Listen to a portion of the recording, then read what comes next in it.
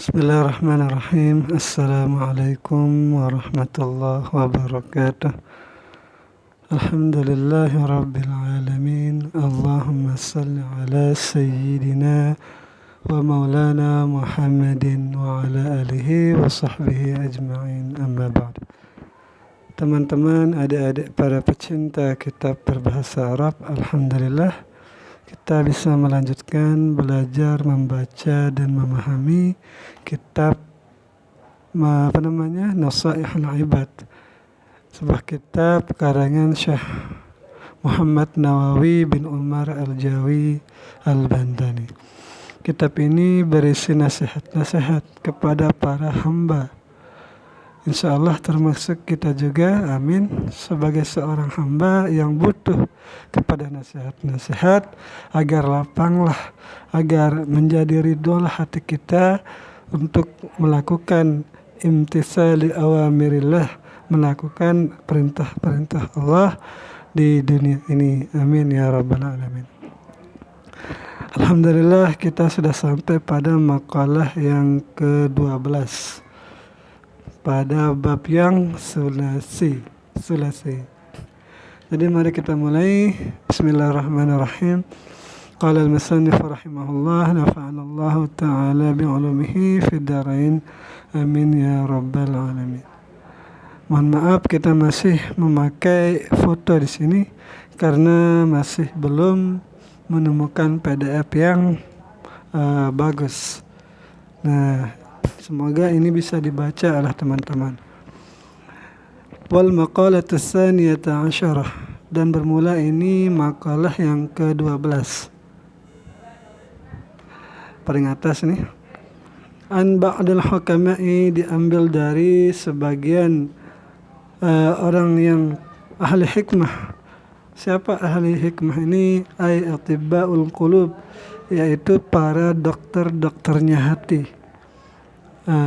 Salah satu asya'a, bermula 3 perkara, tufarrijul ghusasa, yang bisa melonggarkan kegundahan, bisa melonggarkan satu kesusahan. Bagaimana cara membaca ghusas? Bidhammil ghain, dengan mendemahkan ghain, ghusas.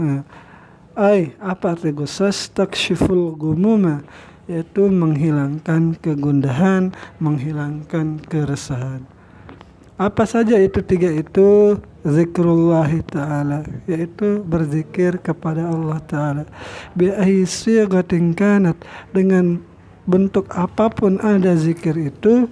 Ka'an yaqula, seperti bahwasanya bentuknya itu seseorang mengatakan kasiran, dengan banyak, apa? La ilaha illallah, la ilaha illallah, wa la hawla wa la quwata illa billah. Tidak ada Tuhan kecuali Allah, tidak ada daya dan tidak ada upaya, kekuatan kecuali dari Allah subhanahu wa ta'ala, kecuali kekuatannya Allah. Aw bil munajati, atau ia bermunajat, ka'an yaqul, dengan ia mengatakan, ya mughisa kulli malhufin, wahai zat yang memberikan pertolongan bagi tiap-tiap orang yang teraniaya. Nadahu, jadi seseorang itu memanggil Allah. Wa ya mujiba kulli mutarrin, wahai zat yang menjawab semua doa orang yang mutarrin, orang yang mutarrin, orang yang tersiksa lah. Da'ahu, jadi seseorang itu berdoa kepada Allah. Wa ya haliman ala kulli dhi hafutin, wahai zat yang maha halim, yang tidak menyiksa, yang sayang kepada para hambanya, yang mempunyai kesalahan-kesalahan, asahu, yang ia hamba itu bermaksiat kepada Allah. Wa ya qa'iman, wahai qa'iman bil kifayati, wahai zat yang bisa mencukupkan hamba-hambanya. Liman asarahu ala dunyahu, bagi orang yang asarahu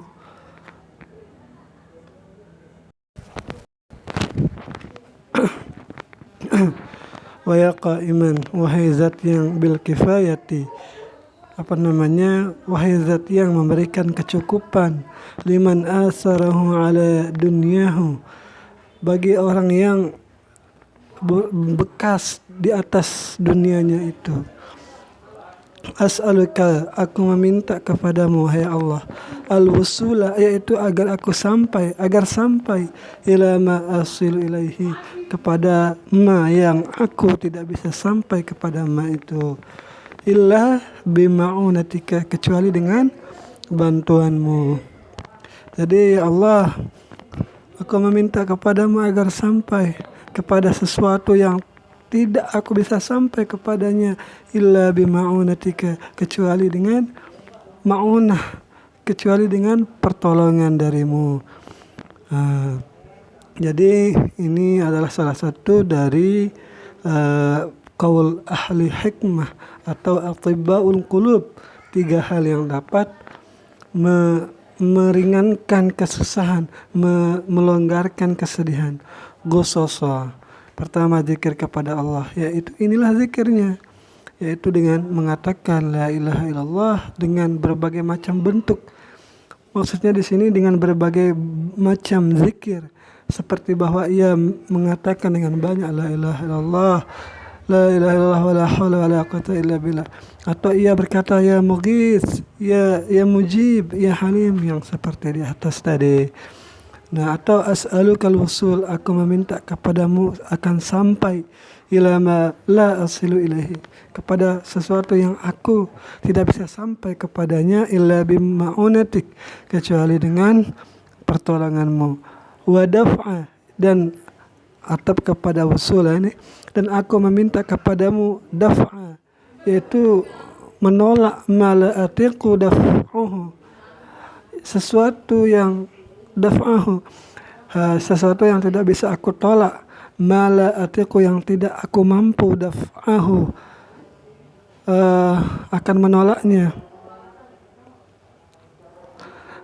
illa biquwatika, kecuali dengan pertolongan kekuatanmu. Wa as'aluka, dan aku meminta kepadamu apa, khairatan, satu kebagusan, fiha, padanya kebagusan itu.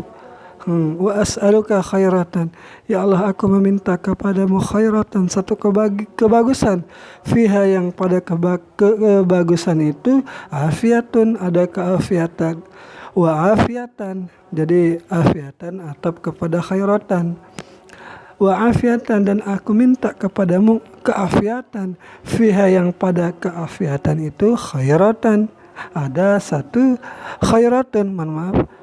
Nah, jadi yang ada pada afiatan itu ada khairatan.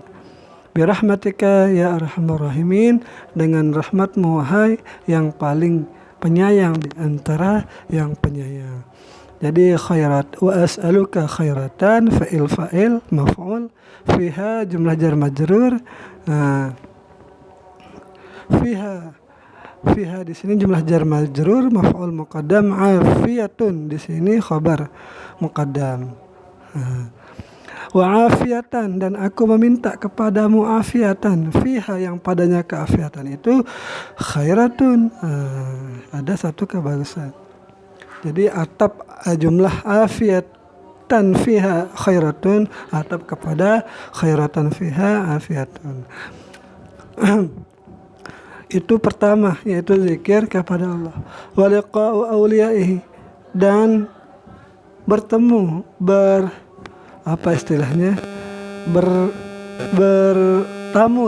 bertamu kepada wali-walinya Allah. Yaitu dengan bertamu kita bisa bertamu untuk bertemu. Min ulama'i wassalihin, yaitu dari ulama dan para orang-orang saleh. Bertemu dengan orang-orang ulama, orang-orang soleh itu bisa menenangkan jiwa kita, menenangkan kegundahan kita dari hal-hal dunia. Apalagi petuah-petuah dan pengajaran yang akan kita dengar dari mereka.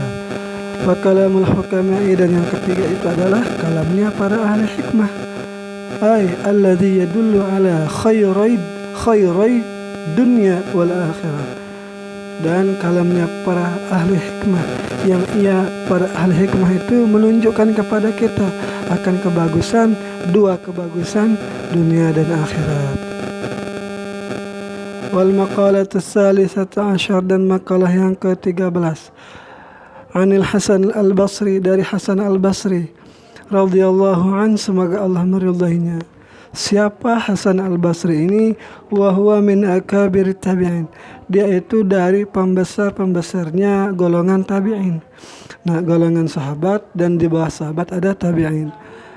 Apa kata beliau? Man la adaba lahu. Bermula siapa yang tidak ada adab baginya orang itu, la ilma lahu, maka tidak ada ilmu baginya. Maksudnya man la adaba lahu, siapa yang tidak ada adab, tidak mempunyai adab baginya orang itu, ma'allahi, kepada Allah, bersama Allah, wa ma'al khalqi, dan tidak ada adab bersama sesama manusia, sesama makhluk, la ilma lahu, seakan-akan tidak ada ilmu baginya, yu'taddu bihi, yang dianggap bihi dengannya orang itu, jadi tidak dianggap ilmunya itu. Wa man la sabra lahu, dan barang siapa yang tidak ada kesabaran baginya seseorang, la dina lahu, maka tidak ada agama baginya. Ai la sabra lahu, maksudnya ala tahammalil balaya, tidak ada kesabaran seseorang itu untuk menanggung ujian, wa adal khalqi, dan menanggung seseorang yang menyakiti, wa ala masyaqqati, dan tidak ada kesabaran di atas kesulitan, ijtinabil ma'asi, yaitu menjauhi kemaksiatan, wala adahil faraidi, dan tidak ada kesabaran di dalam melakukan perintah-perintah Allah atau fardu. La dina lahu, maka tidak ada agama baginya, seakan-akan tidak ada gitu. Yu'tadu bihi, yang dianggap dengannya, artinya tidak dianggap. Wa man la wara'alah, dan barang siapa yang tidak hati-hati, la zulfalahu, maka tidak ada kedekatan baginya kepada Allah. Maknanya adalah siapa yang tidak ada wara' baginya seseorang itu, tidak hati-hati, anil maharimi, dari perbuatan-perbuatan yang haram, wasyubhati, dan perbuatan-perbuatan syubhat, la zulfalahu, maka tidak ada kedekatan bagi orang itu kepada Allah. La martabatan lahu, tidak ada kedudukan baginya orang yang tidak hati-hati itu, indallahi, di sisi Allah, wala qurbatan, dan tidak ada kedekatan lahu baginya orang itu, minallahi ta'ala, dari Allah subhanahu wa ta'ala. Ini sudah pengajian ini, kita bisa lanjutkan satu saja. Semoga bisa selesai ini satu ini. Wal maqalatur rabi'ata asyar, dan makalah yang ke-14, ruwiya, diriwayatkan, anna rajulan, bahwa seorang laki-laki, min Bani Israel, dari kalangan Bani Israel, kharaja, keluar rajulun itu kemana? Ila talabil ilmi, untuk menuntut ilmu, mau ke kampus, mau ke sekolah, mau ke tempat para ulama, atau mau mempelajari suatu pelajaran. Fabalagha dzalika, maka sampailah kabar bahwa seseorang itu mau keluar kepada siapa? Nabihim, mana dia? Fabadzalik nabiyuhum, maka sampailah kabar itu kepada nabinya alaihi salam. Saya tidak tahu siapa nabinya di sini karena tidak disebutkan.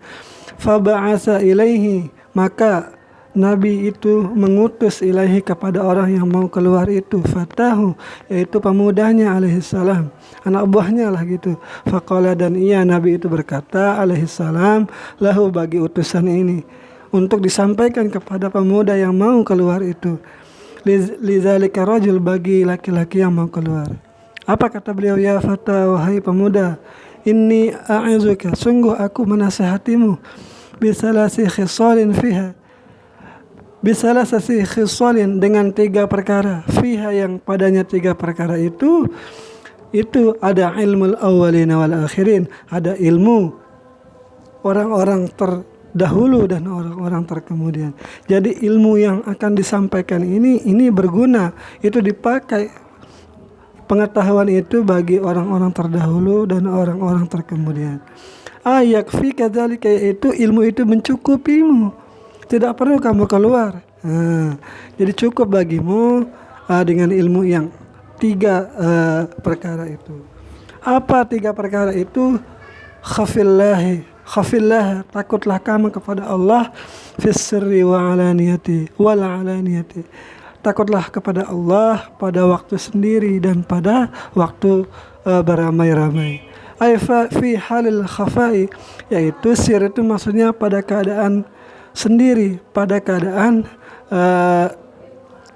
jauh dari orang-orang, tersembunyi, anin nasi dari orang-orang, wa fi halil zuhuri indahum, dan pada keadaan bersama nampak orang-orang itu. Itu pertama, yaitu takut kepada Allah pada waktu sendirian ataupun bersama orang lain. Wa amsik lisanaka, dan tahanlah lidahmu, anil khalqi, daripada membicarakan orang-orang. La tazkuruhum illa bi khair. Janganlah kamu sebut mereka itu kecuali kebaikan. Kama qalu, sebagaimana mereka mengatakan, man garbalan nas, siapa orang yang mengintip, meneliti kesalahan manusia, nakhalu, maka mereka manusia itu akan mengintip orang yang mengintip itu. Jadi akan dicari kesalahan kita juga. Maka biarkan saja, semoga Allah mengampuninya. Kita hanya bisa mengingatkan. Wanzur khubzaka, dan perhatikanlah kepada rotimu, alladzi ta'kuluhu, yang kamu makan roti itu, hatta yakuna, hingga jadilah roti itu, ai zalikal khubz, yaitu roti itu yang kamu makan itu, perhatikan, minal halali, yang apakah dia dari terdiri dari bahan-bahan yang halal, atau kamu dapatkan dari yang halal. Fahina idzin, maka ketika dia halal, takuluhu, engkau makan roti itu. Wa illa, dan jika tidak halal, fala takuluhu, maka janganlah kamu memakan roti itu. Nah, ketika sudah disampaikan 3 perkara ini, takut kepada Allah, menahan lidah kita, dan melihat barang atau makanan yang kita makan, famtana al-fata, maka tidak jadilah pemuda itu anil khuruji, dari keluar, ila baladin, kepada satu negeri, ila baladi akhirin, untuk menuju kepada negeri yang lain, li talabil ilmi, untuk menuntut ilmu. Nah, karena ini 3 ilmu ini sudah mencukupi bagimu, kata nabinya. Nah, semoga ada manfaatnya. Inilah nasihat-nasihat dari makalah yang ke-12, dan ini hanya 12 ini ya, belum 12 dan 13 ini. Semoga ada manfaatnya sudah pengajian ini. Sekian, assalamualaikum warahmatullahi wabarakatuh.